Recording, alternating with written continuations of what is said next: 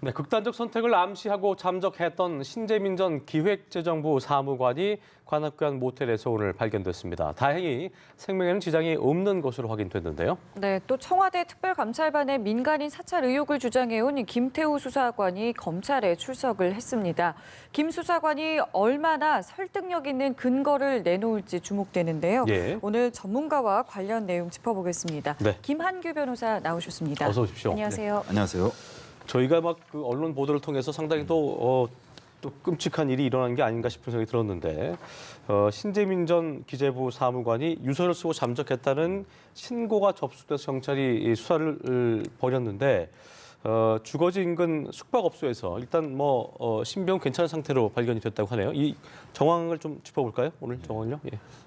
그 신재민 그 전 사무관이 이 기자회견한 게 바로 어제였습니다. 어제였죠. 예, 예. 어제였고 그 국민들이 언론도 많이 관심을 가진 사안이었는데 예. 오늘 오전에 바로 이제 또 유서도 남기고 또 지인한테 자기가 극단적인 선택을 하겠다라는 취지의 메시지를 주지 않았습니까? 그래서 네. 오전 내내 많은 사람들이 야 이거 무슨 큰일 나는 거 아니냐 이런 논란이 있었는데 다행히도 뭐 큰 일은 없이 발견돼서 다행이긴 한데 앞으로가 문제입니다. 앞으로가 과연 이분이 폭로한 것이 과연 어떤 공적 의미가 있는 것인지 아니면은 정부가 고발한 취지대로 이 사람이 범법자인지 이 부분을 좀 가려야 될 문제가 있습니다. 네. 예. 자, 다행히 신 전 사무관의 생명에는 지장이 없는 상태이고 조금 전에 짚어주신 것처럼 대학 친구에게는 이제 문자 메시지를 예약해서 보내고 또 출신 학교 온라인 커뮤니티에는 유서로 추정되는 글도 남겼는데요. 어떤 내용들이 좀 담겨 있었습니까? 네, 굉장히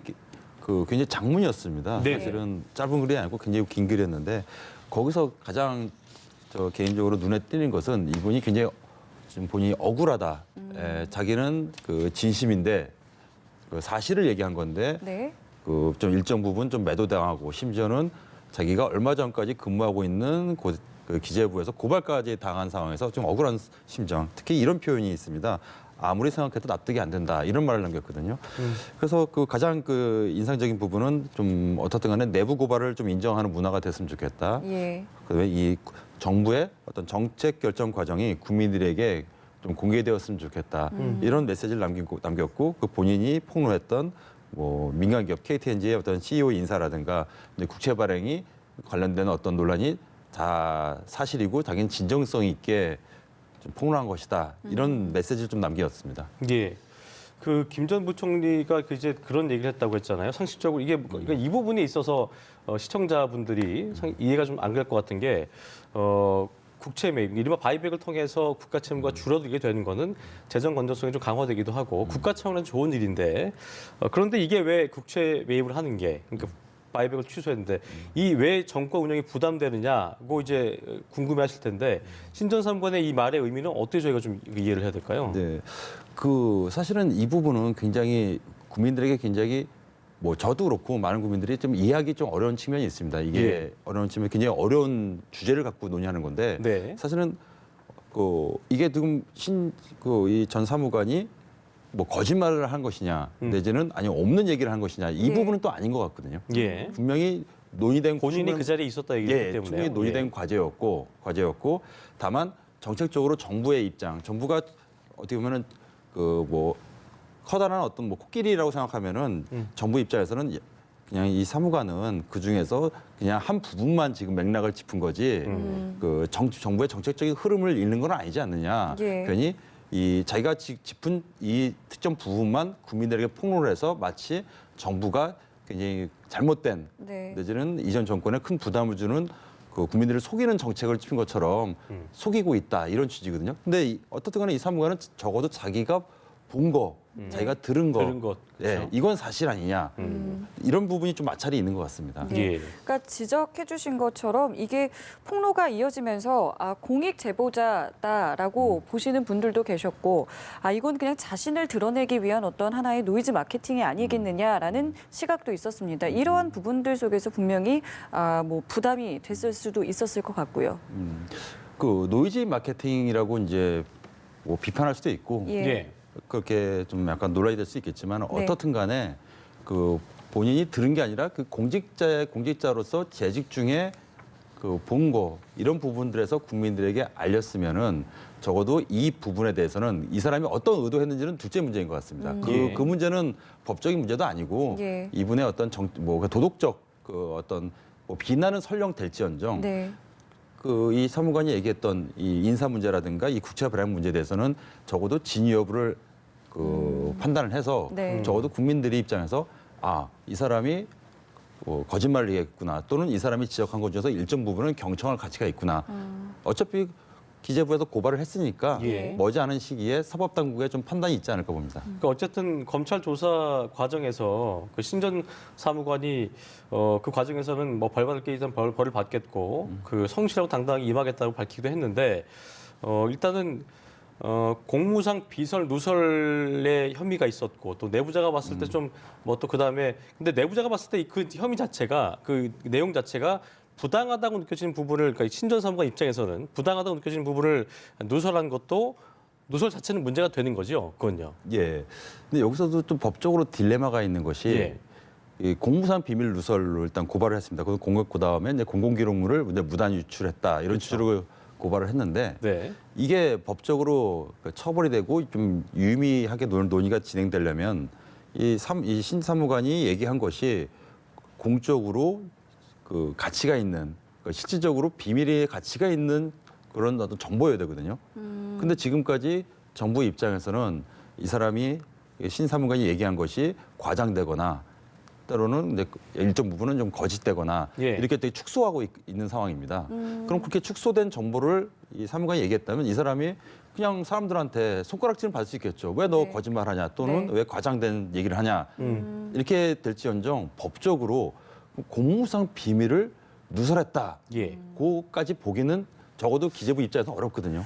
이런 부분을 이야기를 들어보면 이 공익 제보자라는 게 어디까지 보호가 되는 건지 그렇죠. 그리고 공무상 비밀 누설이라는 게 어디부터 허용이 되는지의 기준이 참 모호한 것 같습니다. 예, 그게 그 법에는 그 공무원 또는 공무원이었던 자가 그 직무상 취득한 비밀을 누설하면은 처벌된다고 이렇게 딱 규정이 돼 있지만 네. 그 실무상 그 법원 같은 경우에는 이 직무상 알게 된 비밀의 범위를 실질적으로 그 보호할 만한 가치가 있는 비밀로 좀 한정했습니다. 그러니까 제가 말씀드린 게 이제 그 내용의 부당성이라는 것이 진짜로 법원이 판단하기에 네. 이거는 뭐 비밀이라기보다는 그냥 잘못된 거기 때문에 공익 차원에서 한 거다라고 판단을 한다면 신전 사무관한테는 잘못은 없는 부분이 예, 거죠. 지금 입장에서는 뭐 아까도 앵커께서 말씀하셨지만 이분이 뭐 노이즈 마킹 이 부분 중요한 게 아니고 국민의 알 권리 차원에서 이런 정책 과정에서 정부가 논의를 한 것에 대해서 예. 약간 국익에 좀 반할 소지가 있다 내지는 정책 결정에 부당성이 있다 이런 부분이 인정이 되면은 신사무관을 처벌하게 되면은 이런 선례가 남는다면 앞으로도 공직자들은 더 움츠릴 수밖에 없거든요. 네. 예, 그래서 한번 좀 지켜봐야 될 사안인 것 같습니다. 그렇군요. 어쨌든 그 아까도 이제 이런 말을 했죠. 그러니까 스타 강사가 되려고 한 것이다. 뭐 노이즈 마케팅을 해서 뭐 돈을 벌려 한 것이다. 그러니까 영상 말미에도 이제 뭐 후원 계좌는 왜 올린 것이냐 등 여러 비난 내지는 비방 댓글이 있었는데 이제 어떻게 보면 확인이 안 된 상황이기 때문에 본인도 이제 그거에 대해서는 부인을 했고 이런 부분들을 신전 사무관 측에서 어떤 뭐 법적으로 대응할 부분도 있는 건가요? 그러니까 본인에 대한 어떤 확인되지 않은 글로 비방한 것들에 대해서. 물론 이제 모욕이라든가 예. 뭐 명예훼손으로 뭐 예를 들면 네티즌이라든가 이런 분들 대응은 이분도 할 수 있겠지만은 예. 그렇게 되면은 이분의 어떤 지금 이 사무관이 지금 어떻게 되는 지금 국민을 위해서 또는 국익을 위해서 본인은 폭로했다 이런 취지가 지금 계속 일관되고 있는데 여기서 자기가 그런 어떤 일반 어떤 지엽적인 부분을 갖고 또 다시 국민들과 다투게 된다면 본인이 폭로한 거에 진정성이 많이 오염이 될 가능성이 높습니다. 예.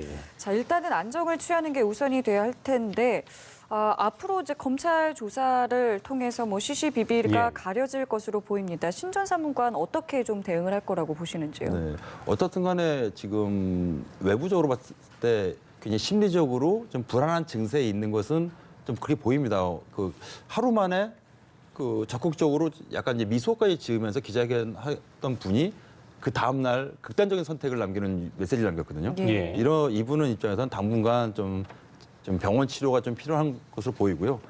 어차피 고발을 당한 입장에서는 좀 뭐 다음 달이건 좀 안정이 된 다음에는 네. 그 정식 절차를 밟겠죠. 검찰에서 아마 소환 조사를 할 것으로 봅니다. 예, 알겠습니다. 상황을 좀 지켜보겠고요. 자, 주제를 좀 바꿔서 민간인 사찰 의혹을 폭로한 김태우 수사관이 오늘 검찰에 소환됐다는 소식을 저희가 조금 전 보도해드린 바 있는데 한국당의 임종석 비서실장 또 조국 수석, 또 박형태 반부패 비서관도 그렇고요. 이인철 특별감찰반장을 직권 남용 또 직무유기로 고발한 건에 대한 오늘 그거에 대한 참고인 조사인 거죠? 네. 사실 실질적으로는 자유한국당이 이제 임종석 비서실장 등을 고발을 했지만은 예. 이 김태우 수사관이 폭로한 부분에 대한 조사거든요. 그래서 예. 어떻게 보면은 참고인 조사긴 하지만은 당사자의 말을 듣기 위한. 당사자 예. 거의 당사자 유사한 지위에 있는 거 아닌가 봅니다. 예, 그렇군요. 그렇기 때문에 이제 오늘 어떤 이야기들을 할지 어떤 뭐 근거들을 꺼낼지 역시 중요한 부분 아니겠습니까? 그 김태우 수사관이 시종일관 주장하는 부분은 전부 다 두 지점이 있습니다. 하나는 예를 들면 우윤군 러시아 대사에 관한 어떤 뇌물수수 의혹 예. 이런 부분 등 여러 건에 대해서 본인은 그 상부에 보고를 했지만 예. 상부에서 묵살했다 이 네. 지점이 있고 또 하나는 민간인들에 관한 어떤 광범위한 사찰이 있었고 그 부분에 대해서는 상부의 지시가 있었다. 예. 이 두 가지 지점이거든요. 네. 이 두 가지 지점에 대해서 참고인 조사긴 하지만은 본인이 알고 들은 것 그리고 본인이 만약에 알려지지 않은 증거가 있다면은 아마 오늘 검찰 조사에서 다 제출하지 않을까 봅니다. 예.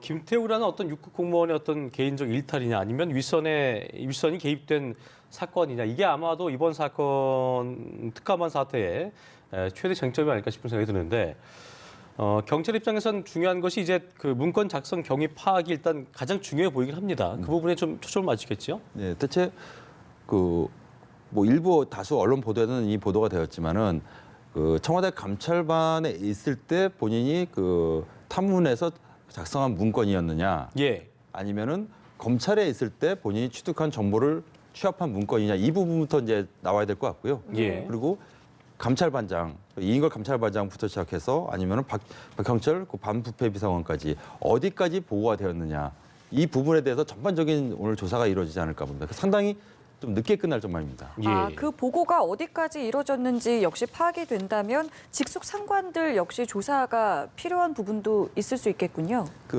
어차피 자유한국당이 임종석 실장이라든가 조국 수석, 그다음에 예. 박형철 비서관, 이인걸 감찰반장까지 다 고발한 마당에 이 피고발인 조사는 좀 이루어져야지 나중에 수사 결과에 대해서 공정성 시비가 없지 않을까 봅니다. 어제 이제 김 수사관이 비위첩보를 지인인 그 검찰 간부한테 알려줬다면서 아까 말씀드렸던 박형철 반부패 비서관을 공무상 비밀 누설 혐의로 고발을 하겠다 밝혔는데 이 부분에 있어서도 오늘 그 조사에서 이제 본인이 그 주장한 부분에 대해서 어떤 실체적인 어떤 증거를 내놓을 수도 있는 부분일 수 있겠네요. 예, 어디까지 지금 증거를 가지고 있는지는 아직 알려지지 않았는데 이 네네. 김태우 수사관 역시 적어도 검찰에서 10년 이상 재직했고 그리고 청와대에서 근무한 기간이 굉장히 깁니다. 그래서 그렇죠. 객관적으로는 상당히 유능한 수사관으로 인정받은 셈인데 그래서 이분 입장에서도 검찰 조사를 그동안 오랫동안 지켜봤을 거거든요. 과거에도 검찰 수사 과정 그래서 여기까지 초반에 어디까지 폭로를 하고 그다음에 증거를 어느 시점에서 공개해야 될 것이고 이런 어떤 수사 감각 정도는 이분도 있을 겁니다. 근데 예. 만일에 오늘 참고인 조사라든가 향후 예. 조사에서 나오는 게 더 이상 없다. 네. 들고 있는 게 없다. 아무 증거도 없다면 청와대는 일체 부인하고 있는 상황이니까 네. 그렇게 되면은 김태우 수사관 입장에서는 약간 좀 궁지에 몰리는 상황도 충분히 예상이 가능합니다. 예. 이 검찰 수사가 지금 말씀하신 대로라면은 상당히 좀 복잡하게 전개될 가능성도 있겠군요. 네, 일단은 임종석 비서실장이 이례적으로 임종석 예. 비서실장 명의로 이 김태우 수사관을 고발한 상황이고요. 예. 그리고 자유한국당은 또 아까 임 실장뿐만 아니라 조국 수석 광범위하게 다 고발한 상황이고 서로 상호간에 다 고발된 상황입니다. 예. 그래서 지금 검찰의 입장에서도 네. 누구를 먼저 소환 조사를 해야 되는 것인지 그리고 그게 왜냐하면은 검찰 입장에서는 늦어도 올 하반기 이전에는 이 수사 결과를 국민들에게 알려야지만이 국민들이 되게 궁금한 상황이거든요. 예. 예. 근데 이 순서부터 시작해서 그리고 누구 하나 빼놓지 않고 다 소환 조사를 해야지만이 나중에 수사 결과에 대해서 이거는 굉장히 검찰 입장에서는 최선을 다한 공정한 수사였다. 이 부분이거든요. 그래서 이 부분에 대해서 검찰이 처음에 이런 관할 문제 갖고도 다 서울중앙지검에 고발된 건데도 뭐 동부 또는 수원 이 피고 발인 주거지로 다 이송을 했거든요. 예. 지금 고심하는 흔적이 역력히 보입니다. 이게 보니까 청와대가 작년 11월에 김수사관 검찰로 복귀시킬 때 그때 당시에 이제 비위 때문에 돌려보낸 거라고 했는데 작년 11월에 검찰 내 특별 승진 대상자로 그 추천이 돼서서 확인이 돼서 논란이 되고 있는데 이게 뭐 좀 앞뒤가 안 맞는 느낌이거든요. 네, 이거 어떻게 봐야 될까요?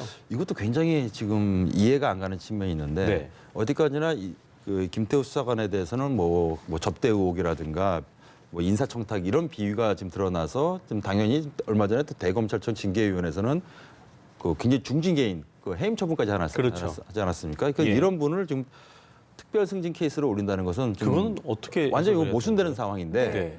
또 이제 정부 입장에서는 그 김 수사관이 본인이 신청한 거다. 검찰에서 이 김 수사관을 승진시킬 계획은 아니었다. 이런 좀 약간 앞뒤가 안 맞는 서로 간에 모순된 주장이기 때문에 이 부분도 검찰 수사 결과 밝혀지지 않을까 봅니다. 이에 예. 대한 조사 역시 진행이 될 거라고 보시는 예, 서로 간에 뭐 그러니까 얘기가 검찰 내부에서도 뭔가 있을 거 아닙니까? 이게 본인이 신청한 청와대 말대로 검찰이 본인이 신청한 건지 검찰 내 추천을 한 건지 뭐 이 부분은 이제 확인이 될 거 아닐까요? 그래서 이 부분도 사실은 대검찰청 감찰위원회에서 감찰본부가 사실은 충분히 감찰 조사를 하지 않았을까 보는데 이 부분이 갑자기 튀어나왔거든요. 예. 이거 아마 오늘 참고인 조사에서 어느 정도 좀 진술이 나오지 않을까 좀 보면 됩니다. 예. 예. 자, 그리고 이 김 수사관의 변호를 그동안 맡아왔던 석동현 변호사가 어제 사의를 표명을 했습니다. 예. 그 이유를 공익을 목적으로 폭로한 의미나 순수성을 해할 수 있다라고 밝혔는데요. 이 부분 어떻게 보셨습니까? 예, 석동현 변호사 같은 경우는 이제 전직 검찰 고위 간부이기신 한데 예. 얼마 전까지 이제 자유한국당 당협위원장이셨거든요. 네. 그러면은 사실 이 문제는 김태우 수사관이 진짜로 공적 이익을 위해서 그 폭로를 한 것인지 그 진정성 내지는 증거가 문제되는 사안에서 네. 그 제1야당의 당협위원장이셨던 분이 변호인으로 등장을 하게 되면은 안 그래도 좀 자유한국당이 고발하지 않았습니까? 네. 자유한국당이 고발한 사안에서 이 폭로한 사람을 자유한국당 당협위원장이었던 분이 변호인을 하게 되면은 결국은 좀 이게 형평성이 안 맞는다? 예, 진실 소스에 있어서? 게임이 아니라 결국은 또 하나의 정쟁 문제로 가거든요. 예, 그래서 석 변호사의 판단은 뭐 공정성 측면에서는 좀 바람직한 판단을 하지 않았나 봅니다. 네, 어쨌든 김태우 수사관이든 청와대 측이든 어느 한쪽은 이 수사에 따라서 앞으로의 과정에 따라서 좀 내상을 입게 되는 상황이라고 봐야 되지 않겠습니까? 네, 네.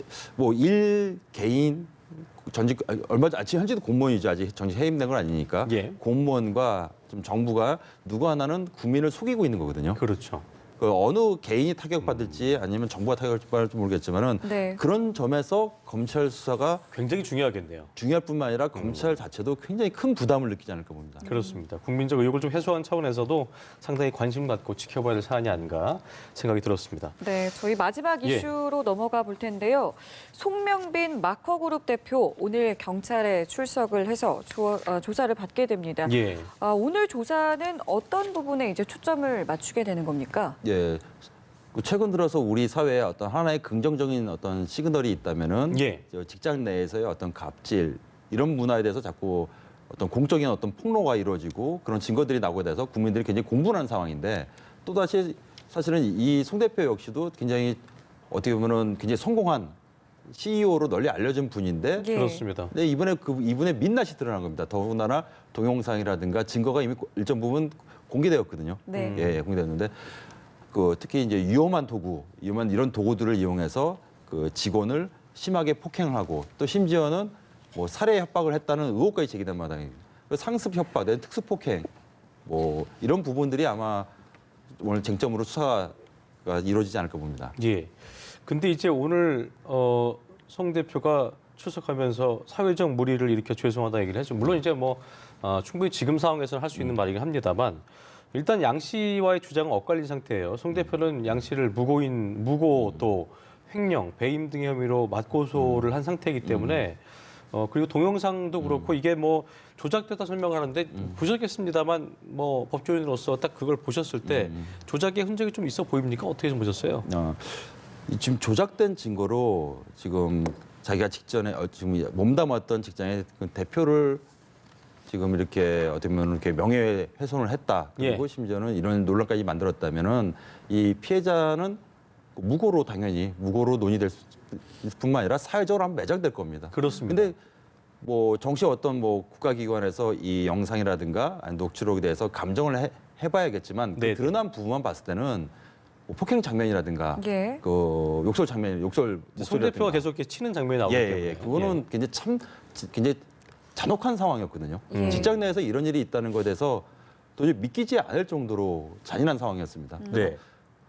지금 뭐 아직 정식 감정 결과는 안 나왔지만 그럼 좀 지켜봐야 될것 그렇다면은 같습니다. 감정이 나오는 걸 보고 나서 이제 경찰이 구속영장 신청 여부도 생각을 해야 되는 부분이겠군요. 왜냐하면 그렇지 않을까요? 뭐 피해 상황 자체가 이 가해 상황 자체가 굉장히 그냥 단순히 손으로 치고 얼마 전에 그 양모 대표 같은 경우 구속된 양모 대표 같은 경우는 뭐 손으로 이제 따귀 치는 동상에 돌지 않았습니까? 네. 양지로 대표 같은 경우는 네. 그것과도 국민들이 깜짝 놀란 상황이었는데 이분은 그걸 넘어선 상황이거든요. 더군다나 지금 본인이 부인했을 지금 뭐 뿐만 나오고 아니라 있죠 영상에. 예.